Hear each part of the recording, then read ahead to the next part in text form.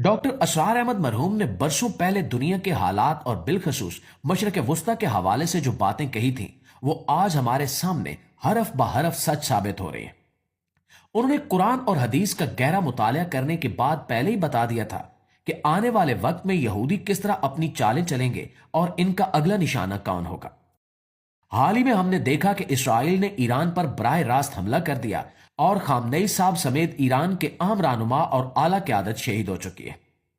इन वाकयात ने साबित कर दिया है कि हालात बिल्कुल उस नहज तक पहुंच चुके हैं जिसकी निशानदेही बरसों पहले कर दी गई थी।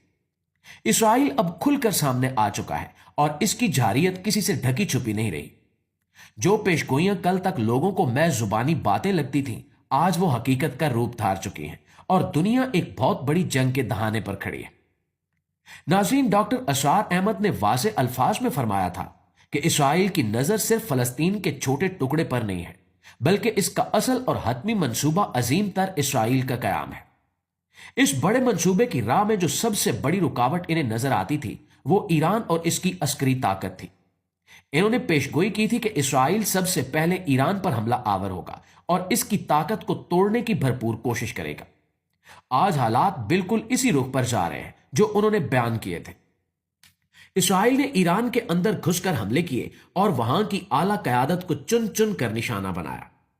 यह कोई अचानक होने वाला वाकया या महज दो मुल्कों की लड़ाई नहीं है, बल्कि ये उस तवील मुद्दती मंसूबे का हिस्सा है जिसका जिक्र डॉक्टर असरार अहमद अपनी तकारीर में बार बार किया करते थे। इनका कहना था कि जब तक ईरान जैसी बड़ी ताकत को कमजोर या खत्म नहीं किया जाता, तब तक यहूदी अपने आला मकासद में कामयाब नहीं हो सकते और अजीम तर इसराइल का वो नक्शा मुकम्मल नहीं हो सकता जो इनकी मजहबी किताबों में दर्ज है। नक्शा मुकम्मल नहीं हो सकता जो इनकी मजहबी किताबों में दर्ज है। प्यारे दोस्तों, ईरान पर इस हमले और ईरानी क़यादत के खात्मे के बाद जो मंजरनामा डॉक्टर असरार अहमद ने बयान किया था, वो उम्मत मुस्लिमा के लिए और भी ज्यादा खौफनाक है। उन्होंने बताया था कि जब इसराइल ईरान को मुकम्मल तौर पर उलझा देगा, इसकी ताकत को कुचल देगा और इस पर अपना दबाव और गलबा बढ़ा लेगा, तो इसके बाद वो अपना रुख अरब इलाकों की तरफ करेगा। यहूदियों का यह पुख्ता मजहबी अकीदा है कि दरियाए नील से लेकर दरियाए फुरात तक तमाम इलाका इनकी पैदाइशी मिल्कियत है और इन्हें हर सूरत इस पर कब्जा करना है। इस वसी इलाके में शाम, उर्दन, लुबनान, मिस्र का कुछ हिस्सा और जजीरा नुमा अरब के दीगर अहम इलाके शामिल हैं। ईरान को रास्ते से हटाने के बाद इसराइल के लिए इन अरब इलाकों को फतह करना बहुत आसान हो जाएगा। आज हम देख रहे हैं कि बहुत से अरब ममालिक पहले ही खामोश तमाशाई बने हुए हैं। इनकी अस्करी ताकत महदूद है और इनमें आपस में कोई इत्तेहाद नहीं है। इसराइल इसी खला और कमजोरी का फायदा उठाकर अपने अजीम तर इसराइल के नक्शे में रंग भरने की मुकम्मल तैयारी कर चुका है और ईरान के बाद अगला निशाना बिलाशुबा यही अरब ममालिक होंगे जहां बड़ी सतह पर फौज कशी की जाएगी।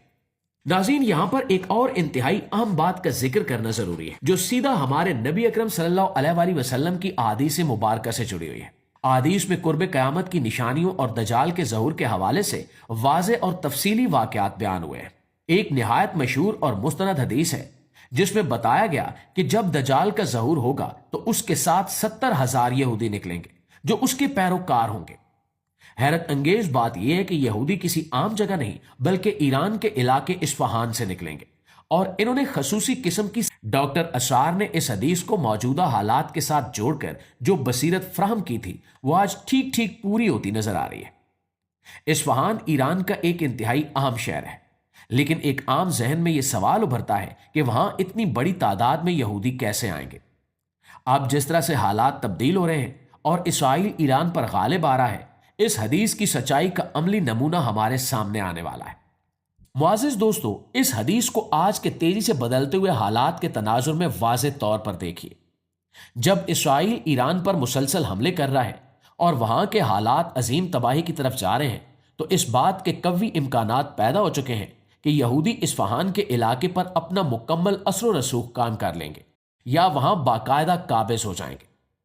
इसराइल और दुनिया भर के यहूदी आने वाले वक्त में इसी इलाके में जमा होना शुरू हो जाएंगे ताकि वो दज्जाल की आमद के वक्त इसकी फौज का हरावल दस्ता बन सके।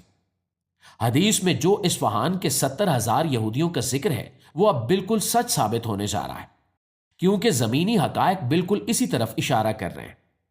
जब इसराइल ईरान को फतह करने या वहां अपना मुस्तकिल गलबा कायम करने में कामयाब हो जाएगा तो इस्फहान का इलाका बराह रास्त यहूदियों के कंट्रोल में चला जाएगा। वहीं से सबसे बड़ा फितना जन्म लेगा। ये वो वक्त होगा जब दज्जाल के ज़हूर के लिए जमीन मुकम्मल तौर पर हमवार हो चुकी होगी और इसके मानने वाले वहीं से इसके झंडे तले जमा होकर दुनिया में फसाद बर्पा करेंगे। यहूदियों की इस गहरी मंसूबा बंदी को समझना अब जरा भी मुश्किल नहीं रहा। इन्होंने हमेशा से अपने मजहबी अकायद को सामने रखते हुए अपनी फौजी, मुआशी और सियासी चालें चली हैं। ईरान पर हमला करना, वहां के अहम लोगों को शहीद करना और मुल्की ढांचे को तबाह करना सिर्फ किसी वक्ती फौजी बर्तरी का नतीजा नहीं है, बल्कि ये इनकी पुरानी मजहबी किताबों और तारीखी अकायद का लाजमी हिस्सा है।